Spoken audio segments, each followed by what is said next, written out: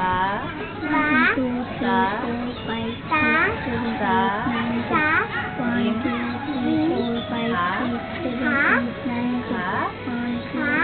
dal dal dal dal ra ra এই কয়েকটা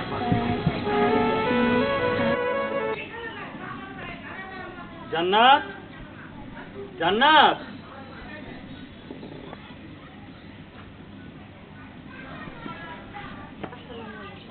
ওয়ালাইকুম আসসালাম। আমি একটু বাইরে যাচ্ছি। মসজিদের সভাপতি সাহেব আমাকে ডেকেছেন। সভাপতি তোমাকে যেতে বলছে, তুমি কোনো ভুল করেছো? আমি কি কিছু জানি না আম্মাজান। আসলে আজকে জুমার নামাজের পরে একজন লোক আমাকে দেখে বলল মসজিদের সভাপতি সাহেব আমাকে যেতে বলেছেন। নামাজের পরে আর যাইনি। এখন ভাবলাম এখন তো বসে আছি, গিয়ে দেখা করে আসি। ঠিক আছে, যাও। বোমা, রান্না বাড়া তো প্রায় শেষই হয়ে আসবে, করে খেতে দাও। না আম্মাজান, এখন আর খাবো না, এসে পরে খাবো। আপনারা খেয়ে নেবেন। দেখে শুনে দিও। আব্বা, তুমি কোনো চিন্তা করো না, কিছুক্ষণের ভিতর ওই হুজুর আমাকে বাড়িতে চলে আসবে। আর যদি না আসে, ওরে কি করে এখানে নিয়ে আসতে হয় সেই টেকনিক আমার খুব ভালো করে জানা। একটু ধৈর্য করো। আসসালামু আলাইকুম। ওয়ালাইকুম আসসালাম। সভাপতি সাহেবকে আমার ডাকছিলেন? হ্যাঁ, ডাকছি। কিছু বলবেন আমাকে? বলার জন্যই তো ডাকছি। তুমি যেই কাম করছো, তাতে তোমার না ডাকে কি পারি? আমি কি এমন অপরাধ করছি যে আপনি এমন হঠাৎ তলব পাঠাইলেন আমার জন্য? তুমি আমাদের এলাকার মসজিদে নামাজ পড়া খুব ভালো কথা, তোমার আমরা এলাকার সবাই সম্মান করি, খুব ভালোবাসি। আজকে শুক্রবারের দিন তুমি মসজিদে খুতবায় দাঁড়ায় কি কথা কইতাছিলা? সুদ নিয়ে আলোচনা করতেছিলে। এই তুমি আর টপিকস খুঁজা পাও নাই, এই সুদ নিয়ে কেন কথা কইছো? আর তার জন্যই আমার আব্বা জানেন তোমার উপর ফেড আপ। এবার তুমি আমার আব্বার সভাপতি সাহেব, আপনাদেরকে বলি, আমি কোরআন হাদিসের বাইরে কোনো কথা বলিনি। কোরআন হাদিসে যেসব উল্লেখ আছে সেটাই বলেছি। আর সুদের কথা বলছেন, আল্লাহ তাআলা সুদ খাওয়া হারাম করে দিয়েছেন। শুকর খাওয়া তো একবার মাত্র না করেছেন যে হারাম, আর সুদ খাওয়া 70 বার না করেছেন। আর আমরা সুদ খাই কিন্তু শুকর খাই না। সভাপতি সাহেব, আমি জানি আপনি সুদের ব্যবসা করেন। আমি আপনাকে উদ্দেশ্য করে এই বয়ান করিনি। শুক্রবারে খুতবার আগে বয়ান করতে গিয়ে সুদের কথা চলে আসছিল, তাই সুদ নিয়ে বয়ান। শুক্রবারে খুতবার আগে বয়ান করতে গিয়ে সুদের কথা চলে আসছিল, তাই সুদ নিয়ে বয়ান করেছি। আর এই এলাকার অনেকেই জানে না সুদের সম্পর্কে, সুদ খাওয়া কি হারাম না হালাল, তাই সবাইকে জানানোর জন্য আমি বয়ান করেছি। এই মিয়া, তোমারে ইমামতি করতে কইছি, তোমার এই মসজিদে ইমাম বানাইছি, বেতনটা যখন নাও আমার কাছ থেকে, কার থেকে নাও বেতন? আমার থেকে নাও না? টাকাটা কে দে? আমি তো দিই। ওই টাকাটা কিসের? ওই টাকাটা কিসের? শোনো, তোমার আমি আজকে একটা সাফ সাফ কথা কয়ে দিতেছি, তুমি আজ থেকে মসজিদে শুধু 5 ওয়াক্ত নামাজ পড়াইবা, এর বাইরে একটা কথা কইব না। যদি একটা কথা কইছো তাহলে তোমার কি করতে হবে এটা জানি, আর বাকিটা ঠিক হয়ে যাবে। আর কি কমু? শুনেন হুজুর সাহেব, আপনি সম্মানী লোক, আপনার আমরা সবাই সম্মান করি, সারা জীবন সম্মান করে যাবো। আজকের পর খুতবাতে হোক বা যে কোনো জায়গায় হোক, আপনি তো সুদের কথাটা উল্লেখ না করেন, তাহলে তো বুঝতেই পারতেছেন শুধু এই এলাকা না, আশেপাশে 7 এলাকার ভিতরে কিন্তু আমি আপনার ইমামতি করতে দিব না, বুঝছেন? শুনুন, আপনারা কিন্তু আমার সাথে অন্যায় করছেন। আমি কোরআন ও হাদিসের বাইরে কোনো কথা বলিনি। আল্লাহ তাআলা যেটা হুকুম করেছেন, আমাদের রাসূল যেটা আমাদেরকে আদেশ করে দিয়ে গেছেন, আমি সেই কথাই বলেছি। আমি হক কথা বলেছি। আমি কেন ভয় পাবো? আমায় কেন ভয় দেখাচ্ছেন? শুনুন, আপনারা আমাকে যতই ভয় দেখান না কেন, আমি কোরআন হাদিসের বাইরে একটা কথাও বলতে পারবো না। আর আমি আল্লাহ তাআলাকে ছাড়া আপনাদেরকে কখনো ভয় পাই না। হারাম দাদা, ওই বেতন তো আমার থেকে দেশ, আমি হলো ওই মসজিদ কমিটির সভাপতি। তবে আমি এতদিন এই মসজিদে রাখছি, এখন আর তোর মসজিদে রাখুন না। তোর পরিবারের দেখা, পরিবারের কথা চিন্তা ভাবনা করে তোর এই মসজিদে রাখছি, তোর এই গ্রামে রাখছি। সভাপতি সাহেব, কোরআন ও হাদিসে যা আছে আমি তাই বলছি, যা সত্যি সেটাই আমি বলছি। তার জন্য আপনি আমার গায়ে হাত তুললেন, তাতে আমার মনে কোনো দুঃখ নেই। কারণ আমাদের রাসূল সাল্লাল্লাহু আলাইহি ওয়াসাল্লাম বলে গেছে, শেষ জমানায় এমন হবে আলেমদের গায়ে মানুষ হাত তুলবে। আর আজকে এটাই বিশ্বাস হচ্ছে যে আমি সত্য কথা বলেছি বলে আপনি আমার গায়ে হাত তুলেছেন। আপনাদেরকে অনুরোধ করছি, এখনো সময় আছে, আপনারা শুধরে দেন, অন্তত আখিরাতে কিছুটা হলেও রেহাই পাবেন। এই অনেকক্ষণ যাবত অনেক কথা বলতেছিস, আমি কিচ্ছু বলতেছি না। শোন, আমরা তোর মতো একটা 2 টাকার ইমামের কাছ থেকে শিখবো না কোনটা ন্যায় আর কোনটা অন্যায়। তোর এই সমস্ত হাদিস, তোর এই ন্যায় অন্যায়ের বিচার তুই তোর মাদ্রাসার ছাত্রদেরকে শিখাইস, আমাদেরকে না। বাবা কি বলছে, তুই যদি এলাকায় থাকতে চাস, এই মসজিদে ইমামতি করতে চাস, তাহলে আজকের পর থেকে না এই হাদিসটা বাদ দিয়ে বাকি সব হাদিসের চর্চা কর, কোনো সমস্যা নেই। কিন্তু সুদ ঘুষ নিয়ে আরেকটা কথা বললে তোকে সেদিন এই এলাকা কিভাবে ছাড়া করতে হয় সেটা কিন্তু আমি খুব ভালো করে জানি। তুই তো আমাকে খুব ভালো করে চিনিস আমি কে। যা, এই মুহূর্তে চোখের সামনে থেকে যা, যা। আসসালামু আলাইকুম। ওয়ালাইকুম সালাম। আমার মনে হচ্ছে কি জানো বাবা, এই হুজুরটার পিছনে কিছু লোক লাগাইতে হইল, ওরা একটু চোখে চোখে রাখতে হইল। বলা তো যায় না কখন কি হয়ে যায়। একটু ভালো করে খেয়াল করছো, আই যদি সোজা আঙ্গুলে ঘি না ওঠে, আঙ্গুল ধরে একটু বাঁকা করবি। ঠিক আছে, তোমার ভাবতে হইব না, চলো ঘরে চলো।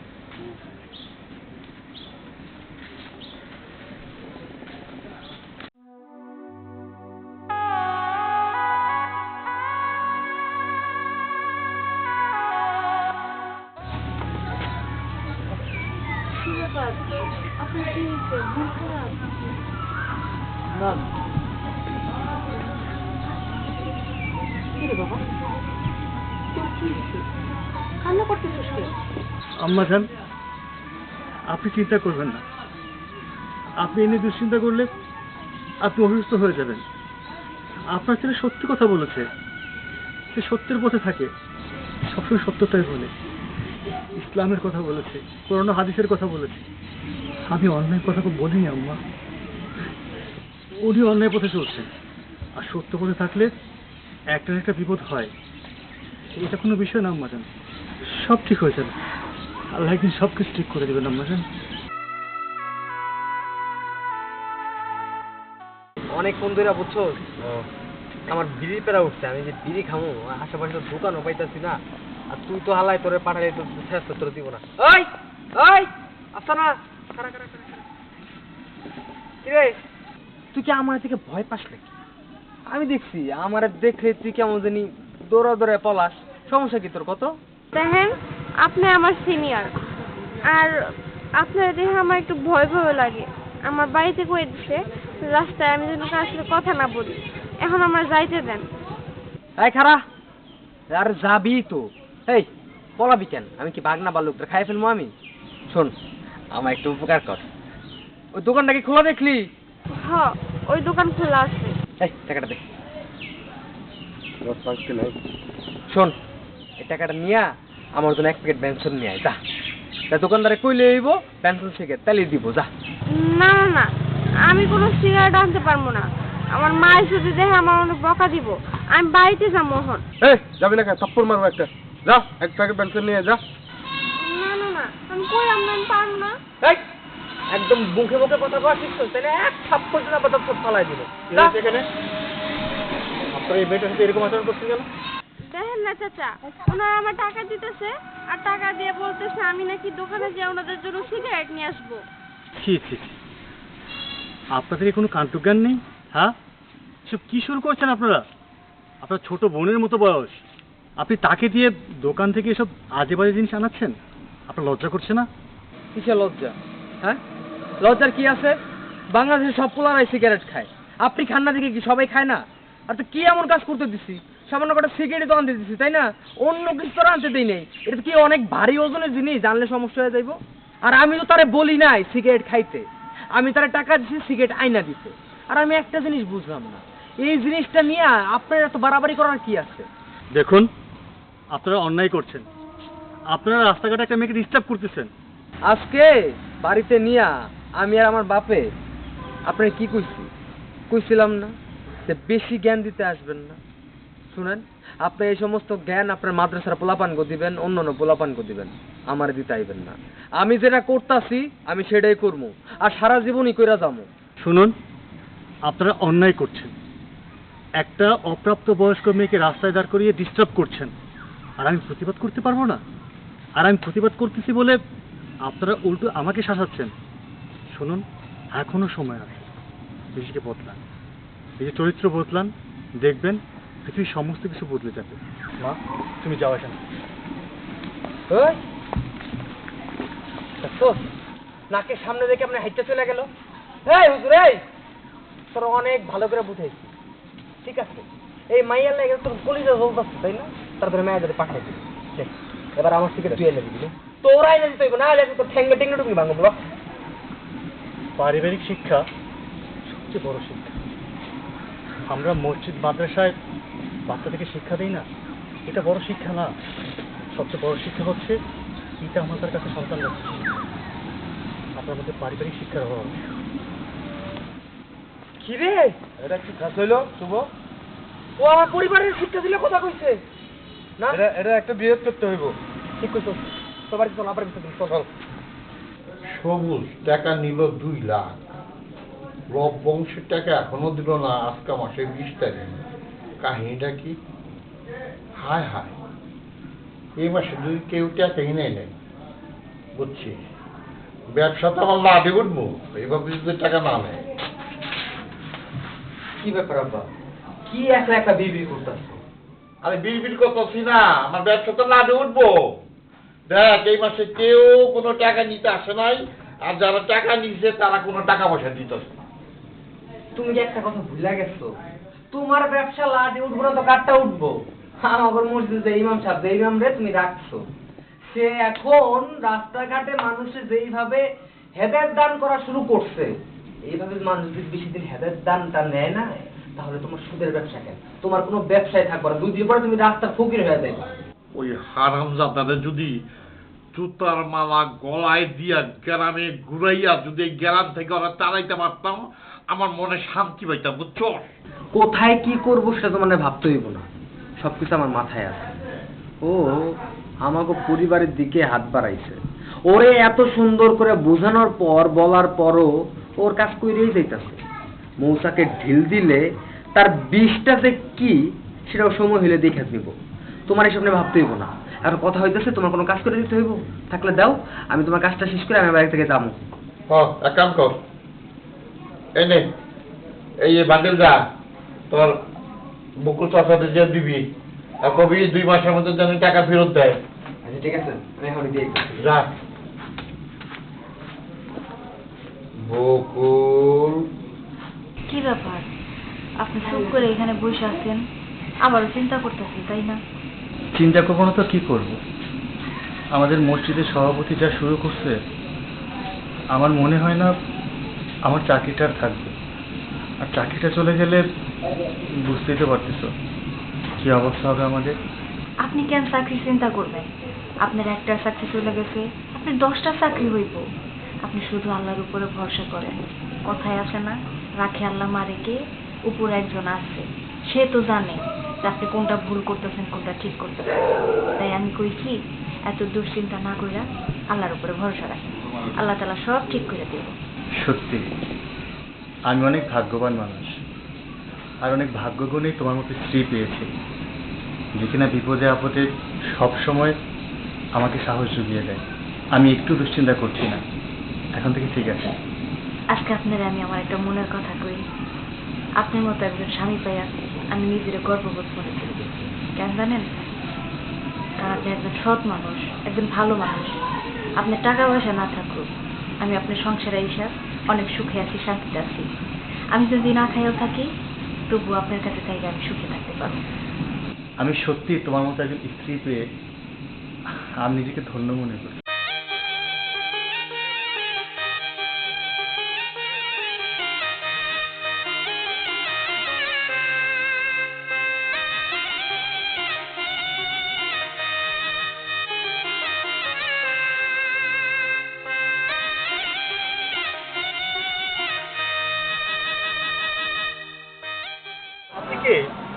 কাঁদছেন কেন? তুমি এমন করতেছো কেন?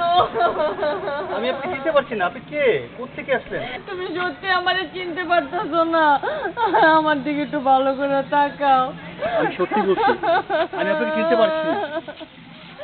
আল্লাহ গো, কি কইতাছে রে? আল্লাহ, তুমি এমন করতেছো কেন? আমি তোমারে ধরি আর তুমি সইরা যাও কেন?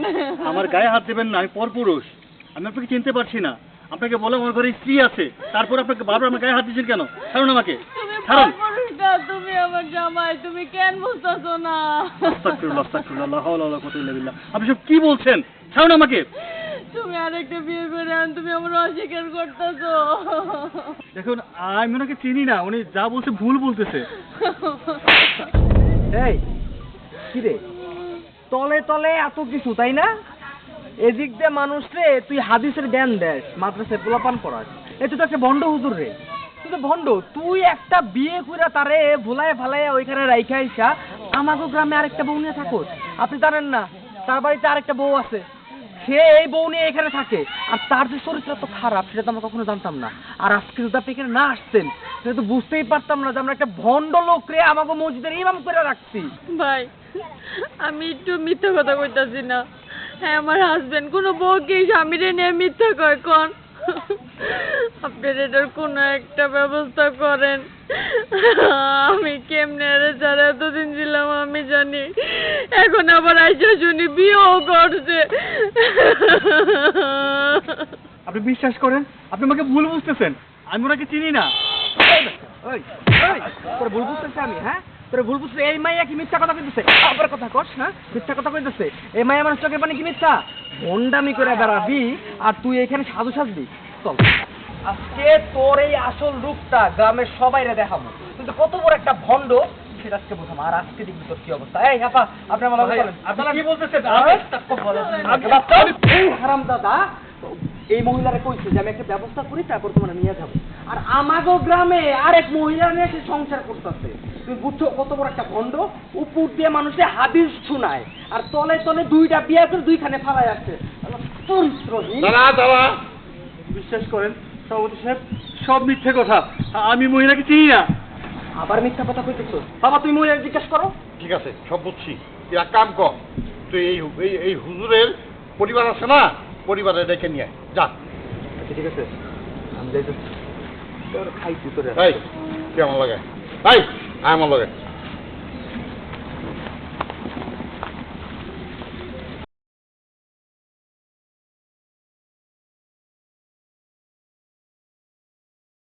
বাই তাগো আমি একটা।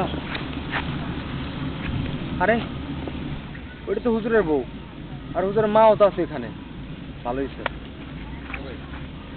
আরে বা, ভালোই হয়েছে, আপনাকে দুইজনরে একসাথে পাইয়া গেছি। চলেন আমাকে লগে, আমাকে বাড়িতে চলেন।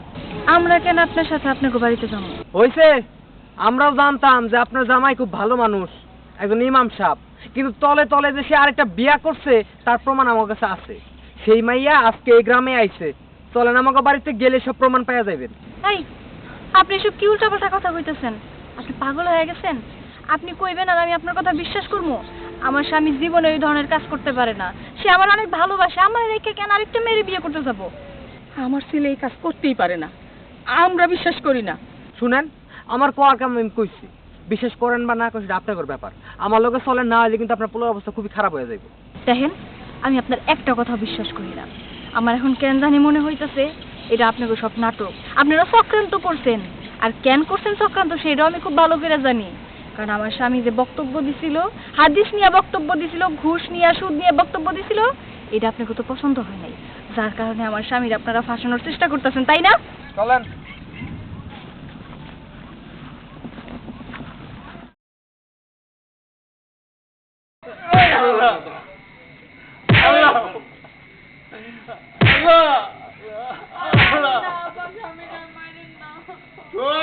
একটা কথা একটা পরে মারু। হ্যাঁ, মসজিদে বয়ান দাও, সুদ খাওয়া হারাম। হ্যাঁ, আবার একটা অবৈধ বিয়া করছো। হ্যাঁ, বড় বড় কথা পরে করে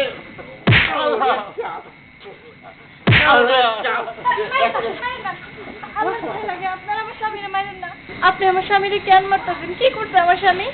তোমার স্বামীরে কেন মারতাছি এইটা আবার জিজ্ঞা কেন মারতাছি?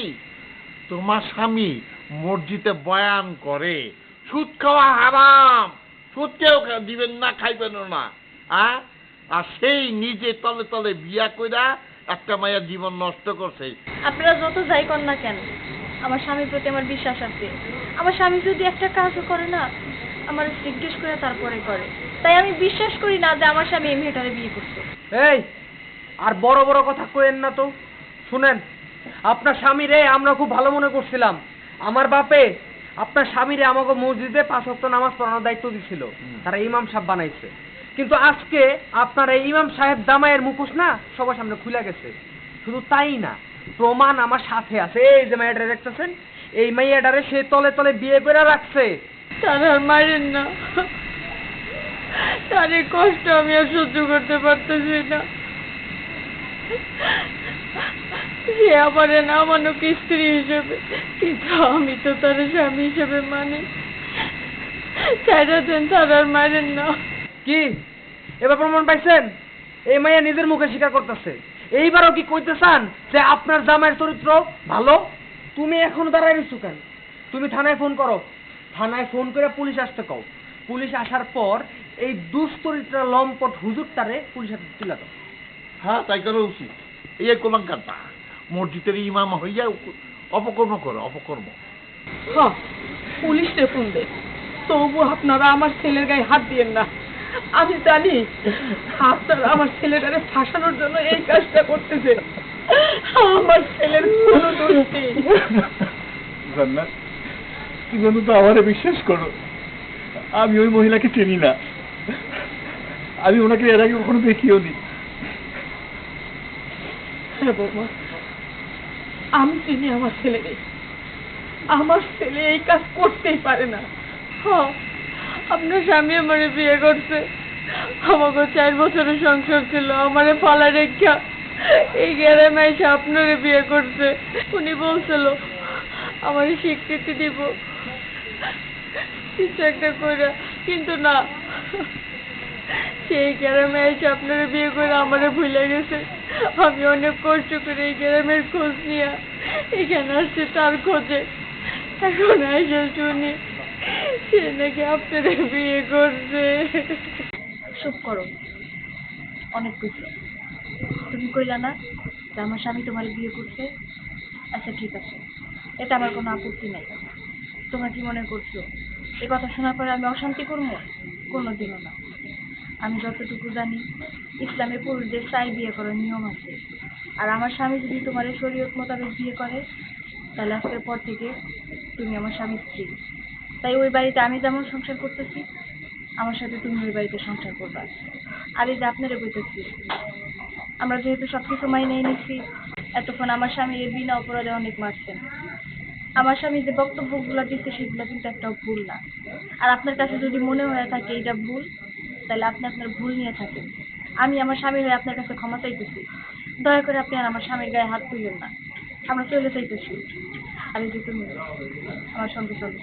না, যাবা না মানে? কেন যাবা না? আমার স্বামী তোমারে বিয়ে করছে, তুমি তো আমার স্বামীর স্ত্রী। তাহলে তুমি তোমার শ্বশুর বাড়িতে যাবা না কেন? সমস্যা কই তোমার? চলো। দেখেন, আমি ওনার বউ না। আমার এই যে ওনারা 2জন টাকা দিয়া এখানে সাজায় নিয়ে আসছে ওনার বউ বলার জন্য। এই ভাই, এই মিথ্যা কথা বলতেছো কেন? হ্যাঁ, এখন তোমরা আমাকে 2জনে ফাঁসাইতেছো বা আমার বাপরা ফাঁসাইতেছো।